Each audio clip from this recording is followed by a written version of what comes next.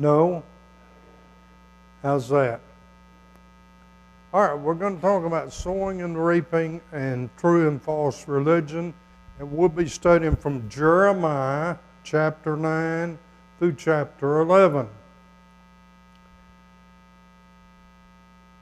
But first, we want to look at a passage in the New Testament.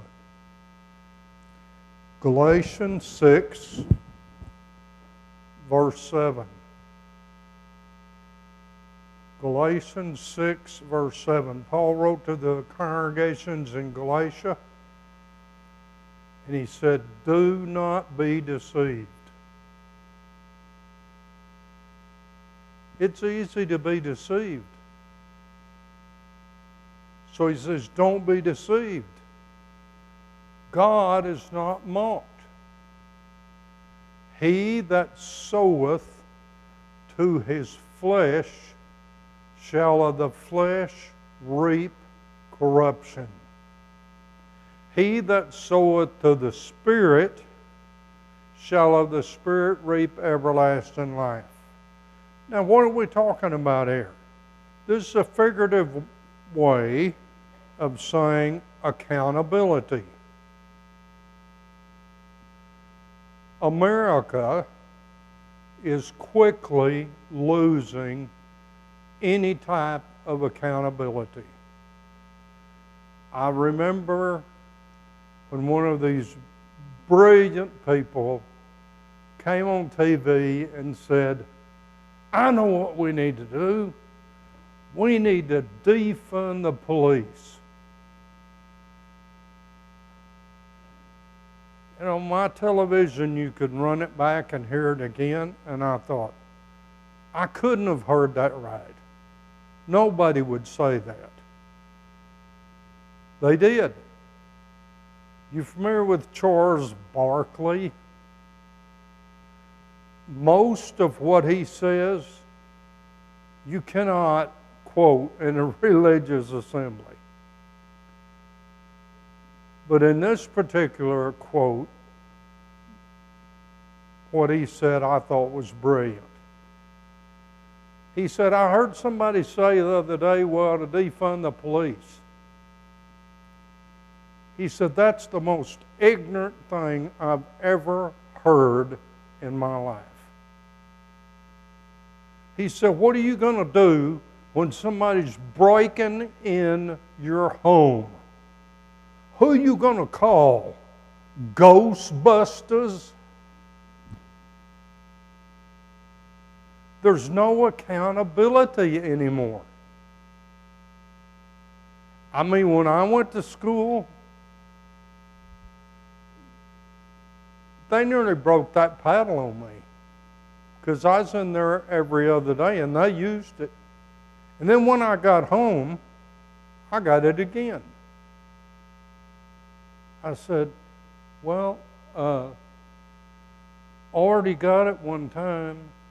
They said, "This is just so you remember." I said, "I'll remember." Bend over. Accountability. Romans 14:12. "So then all of us shall give an account of himself to God." If we don't have to give account in this life, which is getting less and less in America, here's the ultimate accounting. This is one you can't talk your way through. This is one you can't get someone funded by George Soros to get you out of it. You will give an account to God. 2 Corinthians 5:10. "We will all stand before the judgment seat of Christ to receive the things done in the body according to that which we have done, whether it be good or whether it be bad." We're all going to stand before God and give an account. In Matthew 25:41, Jesus said, "The Son of Man is coming back. He's going to sit upon a great throne, and all the kingdoms of the earth are going to be gathered before him." You'll be there, I'll be there. can't talk your way out of this one. You won't be late. You'll be there. And what did it say? Jesus said, I'm going to separate people. Some are going to everlasting torment. Some are going to everlasting life.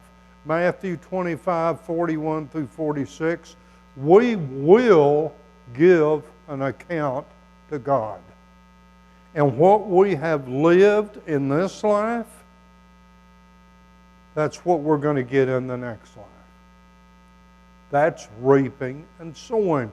And this is brought out so well in Jeremiah chapter 9, verse 11. Look with me in verse number 1.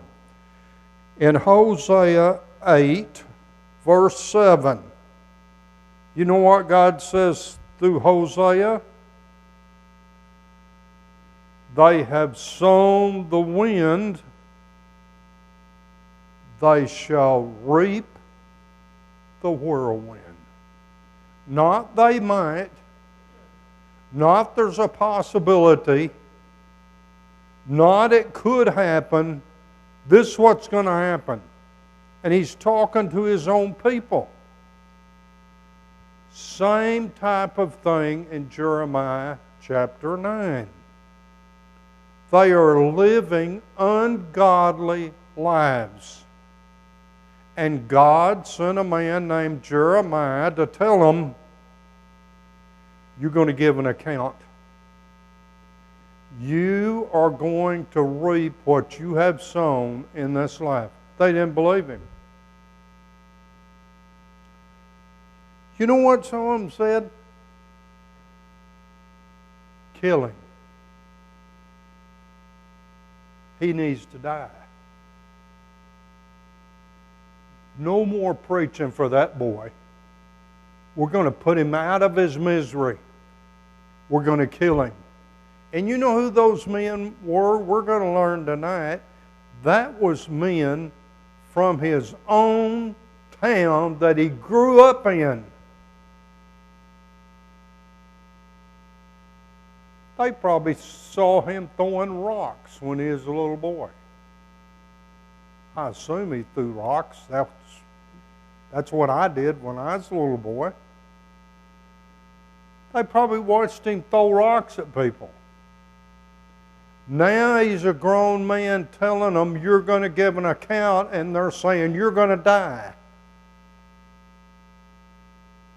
Every time he preached, his life was on the line.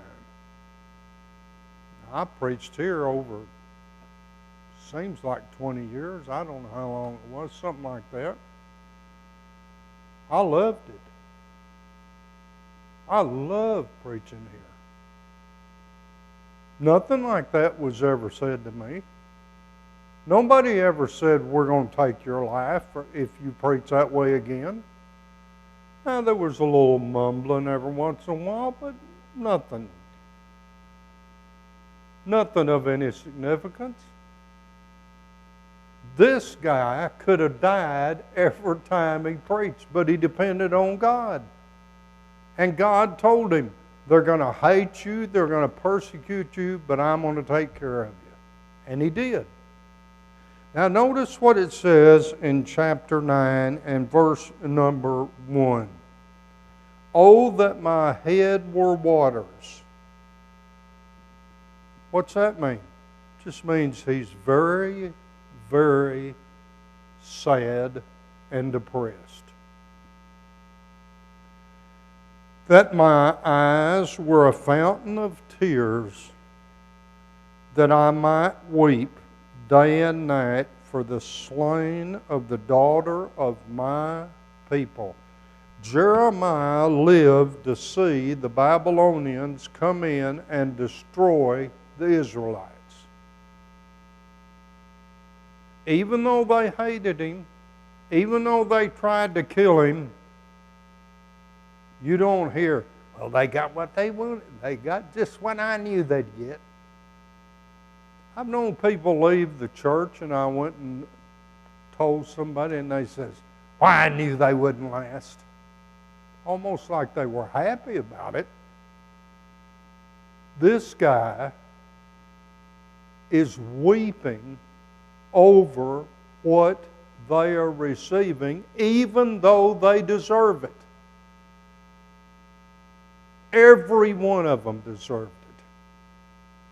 But that's the kind of man you'll find out Jeremiah is. Verse number 2, Jeremiah chapter 9, verse 2.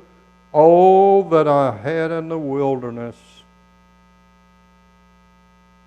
a lodging place of wayfaring men, that I might leave my people and go from them. For they be all adulterers, an assembly of treacherous men. They bend their tongues like the bow for lies. They are not valiant for the truth upon the earth. They proceed from evil to evil. They know not me, saith the Lord. Now what's he saying here? A man like Jeremiah, a very sensitive individual, did his best to live for God. And all this stuff just nauseated him. Made him sick. He said, I wish I could just get away from it. Have you never thought that? I wish I could just get away for a minute. Well, some people do that in inappropriate ways. They get away from what's going on with alcohol or drugs or sexuality. Whatever they choose to get away from reality. None of those ways are appropriate because it really doesn't get you away from anything. And then when you got to wake up, you got to wonder what you did. Jeremiah just wanted to get out of there. It was so bad, he just wanted to get out. But what had God told him? In chapter 1, you will go, you will preach exactly what I tell you, and I will be with you. But he's human, just like the rest of us. He got tired of it. He got sick to death of it. He said, I wish I could just get away from these people. Well, did that mean he didn't love them? Well, look at verse 1 and 2. He loved them.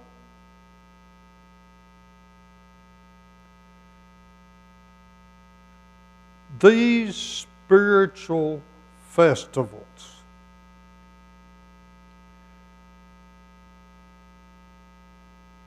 like the Feast of the Passover, the Feast of the Tabernacles,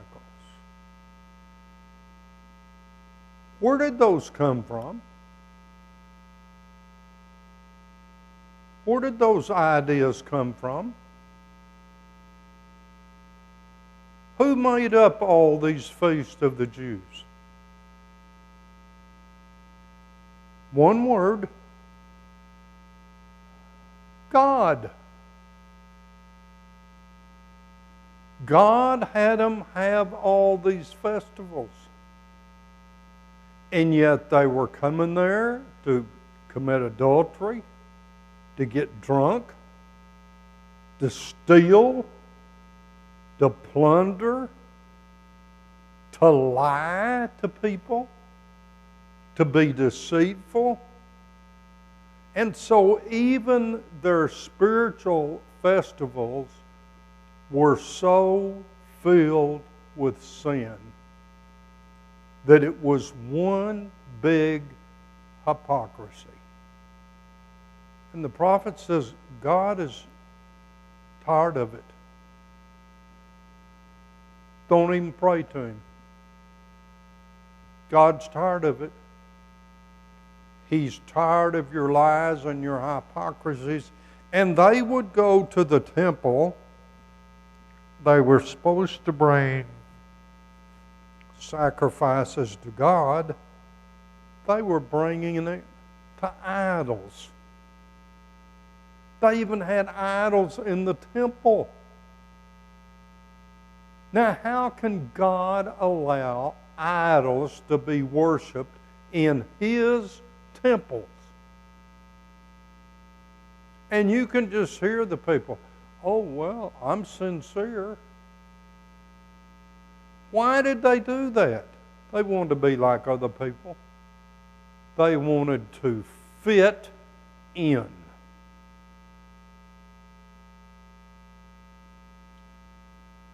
One of my children one time said, if I don't have this certain pair of shoes, we had moved to a little country town, which I thought would be better than the city. If I don't have this one kind of shoes, Dad, I can't fit in here. I said, how much are they? $100. Oh, is that all? Well, $100 is a lot to me now, but back then, it was really a lot. And I said, okay, we buy you these shoes so you fit in. Then what are you going to do next to fit in? You going to do drugs so you can fit in with this group? You going to be an alcoholic so you can fit in with this group? Where do you stop? Well, they wanted to fit in with everybody, so they worshiped all kinds of gods, including the God of the Bible. Look at verse number 6. Thine habitation is in the midst of deceit. Through deceit they refuse to know me, saith the Lord. That's pretty sad, isn't it? Now notice, he doesn't say they don't know me. What's he say? They refuse to know me.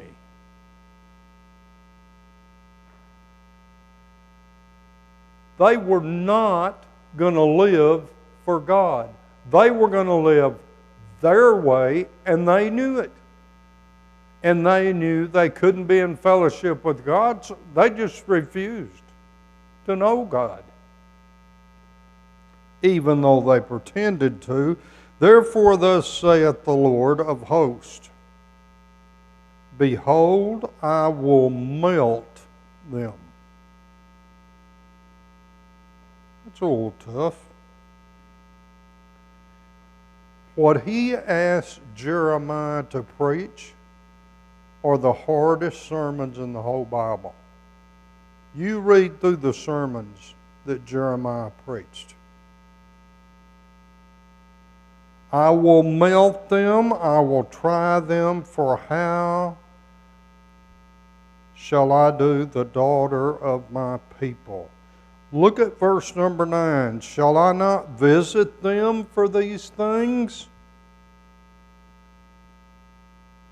Sowing and reaping. Shall I not visit them for these things, saith the Lord, and shall not my soul be avenged on such a nation as this? That's a question. And what's the answer? Yes. Verse 12. Who is the wise man that may understand this? Who is he to whom the mouth of the Lord has spoken, that he may declare it? For what the land perishes and is burned up like a wilderness, that none passes through. Now he gave them this land, and now he says, I'm going to melt you. I'm going to make your land so bad nobody's going to want to go through it. Can you imagine people walking out after this sermon and say, man, that's a good sermon. That was wonderful. Verse 14. What's the problem? But you have walked after the imagination of their own heart and after Balaam. That's the god of the heathen that lived there. It was a fertility god, often connected with fertility rites. Adultery was committed in the name of this god, where their fathers taught them.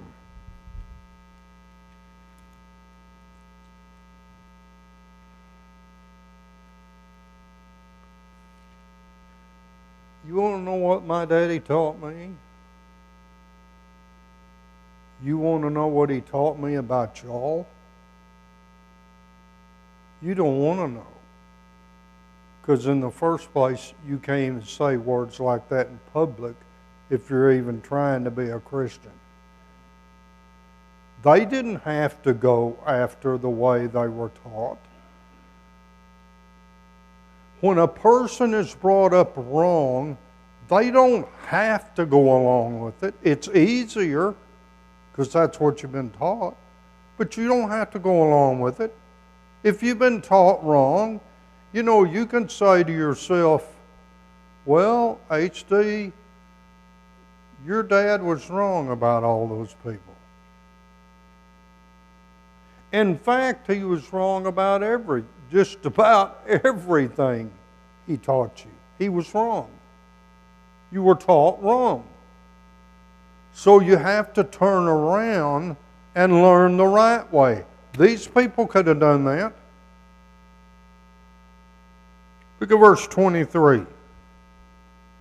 Thus saith the Lord, let not the wise man glory in his wisdom, let the mighty man glory, neither let the mighty man glory in his might, let not the rich man glory in his riches, but let him glory in this, that he understands and knows me, that I am the Lord which exercise loving kindness and judgment and righteousness in the earth, for in these things I delight. We can't trust in human wisdom. That's what's got churches of Christ in trouble for so long, because we think we know so much and we know so little. We cannot trust in human wisdom. We must trust in God's wisdom. We cannot trust, let him not glory in this, we cannot trust in our own power. The mighty man trusts in his power, in his might. Let not the rich man glory in his riches.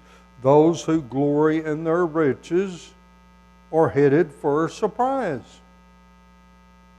That surprise is hell. What do we glory in? We glory in the fact that we know God. We exalt in the fact that we know His will. That's what we glory in, not these three things here in verse 23. Chapter 10. Chapter 10, 6 times. 6 times he says, here. Now, when your mother told you something, or whoever disciplined you, if anybody did, And they said it several times. Even as a child, what did that mean to you? Don't do it. And it wasn't like our president telling the Iranians, don't. That was 6 months ago. They're still doing it every day. When my mother repeated something, usually she didn't even repeat something. But when she did, I was so thankful I didn't get knocked across the room. He's repeating something here 6 times in one chapter. God. And what is the word he's repeating? Hear. And the word here in the Hebrew language here means hear with the intent of what? Doing it.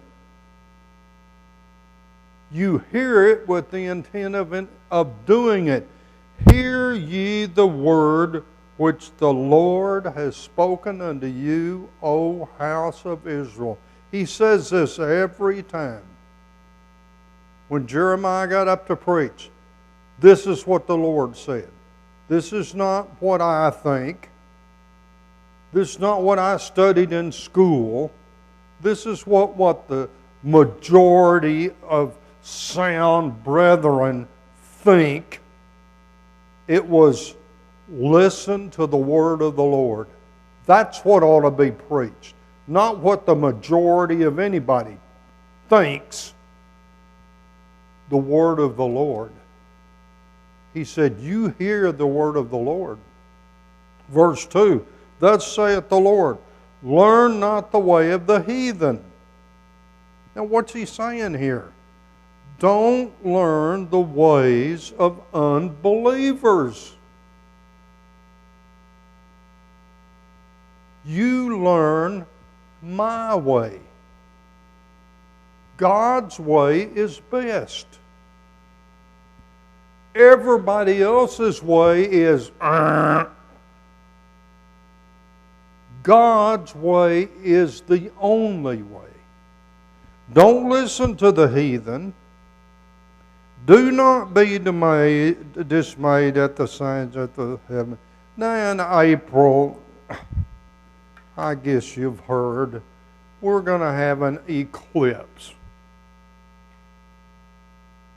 where the moon goes over the sun and it's dark for so many minutes, so many places.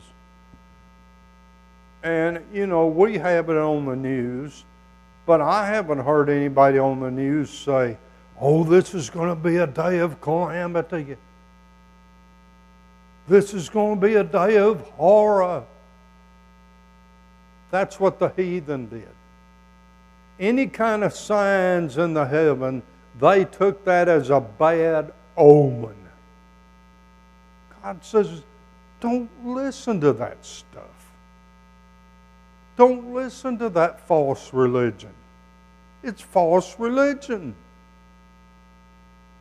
Verse 3.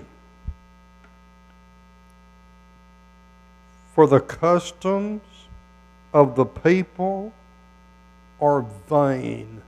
What's that word mean?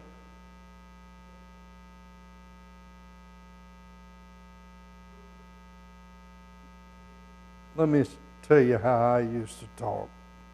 Still would if I get by with it. Ain't no account. Worthless. Useless. The way of the unbelievers are useless. God says right here in verse 3. And then he uses irony. Now I'm told we should never use irony. Mr. Trump uses it constantly. Sometimes it's pretty good. Sometimes it's a little ugly. But Here's the irony. You cut a tree down out of the forest. You work it with the hands of the workman and with the axe. Then you deck it with silver and gold. Some have said this is a Christmas tree. Get real. We're not talking about Christmas.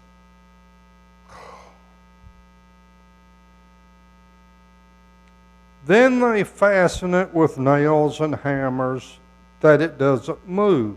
They are upright as the palm tree, but they speak not. But they needs be born. You got to carry them to move them, because they cannot go. Do not be afraid of them. Don't be afraid of a Christmas tree.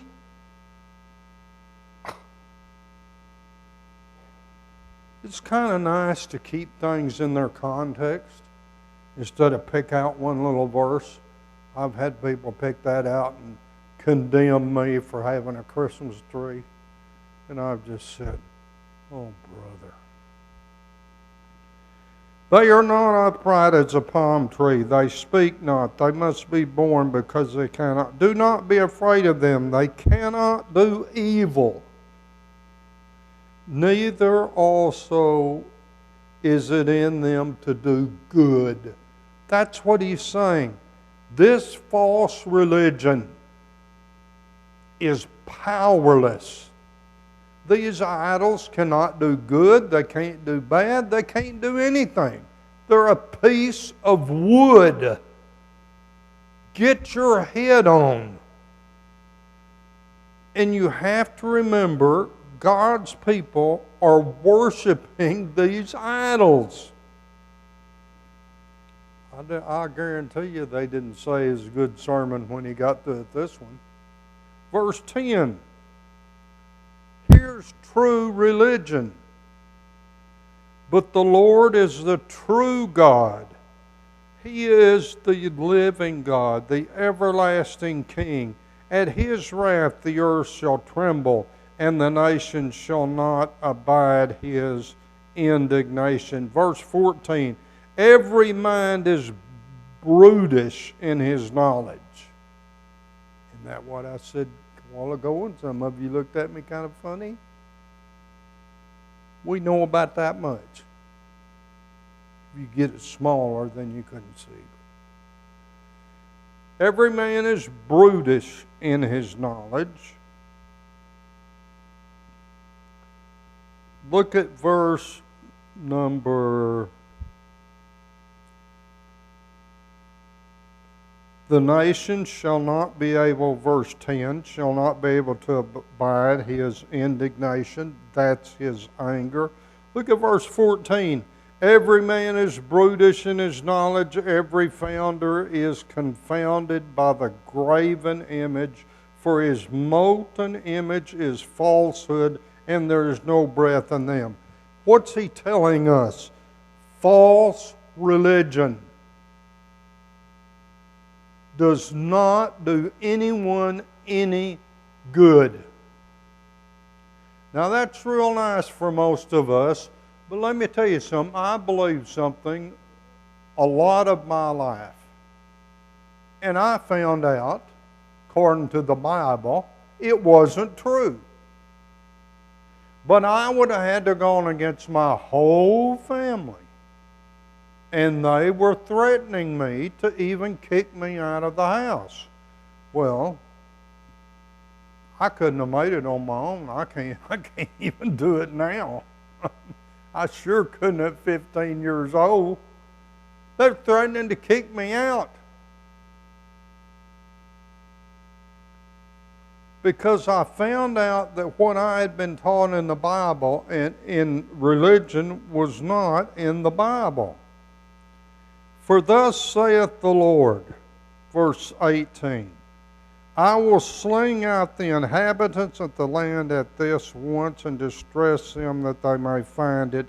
Woe is me for my hurt, my wound is grievous, but I said, truly this is a grief, and I must bear it.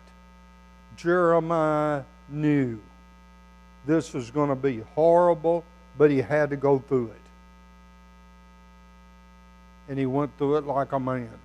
Verse 21, the pastors, that's the leaders of the people, are become brutish and have not sought the Lord. Therefore they shall not prosper, and all the flock will be scattered. When your leaders are like that, then your flock just scatters. It's just gone. 23, O Lord, I know that the way of man is not in himself. It is not in man that walks to direct his own steps. That's false and true religion.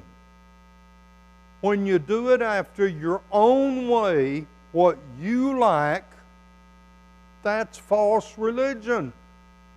It's not in man to direct his own way. We must be directed by God, not by what we feel, what feels good, what our parents taught us. Chapter 11, the word that came to Jeremiah from the Lord. Oh boy, you know it's coming now. Hear ye the words of this covenant, and speak unto the men of Judah and to the inhabitants of Jerusalem, and say unto them, Thus saith the Lord God of Israel, Cursed be the man that obeyeth not the words of this covenant. Okay, when God brought them out of Egypt, He made an agreement with them. He made a covenant. That's true religion. Anything that disagrees with that covenant would have been false, right? It doesn't matter how sincere you are. It doesn't matter how much you pray. It doesn't matter how much you squall. It doesn't matter what you feel in your heart. Here's true religion. Anything else is false. In the New Testament, that's true religion. Anything else is false. And if people can't take it to hear it, too bad. True religion, false religion. We're going to lose the true religion of God because somebody's family member gets hurt. I remember when I first started attending religious services, my feelings got hurt every time I went out of there bawling. And I have to tell you the truth, I wasn't a very nice person. I didn't just go out bawling. I went out of there cussing right to the preacher's face. It's hard to realize what you believed all your life is not true. But if it's not found in the New Testament, it is false religion, and it will perish, and it will not save you. And I'm your friend for telling you. I'm glad somebody told me. Because if somebody hadn't have told me, I'd be preaching false religion right now. Now in chapter 11, he's going to talk to them about this covenant that he made with them, this true religion, and they have ignored it. They have done away with it and accepted false religion. That's what chapter 11 is all about. Thank you for your attention.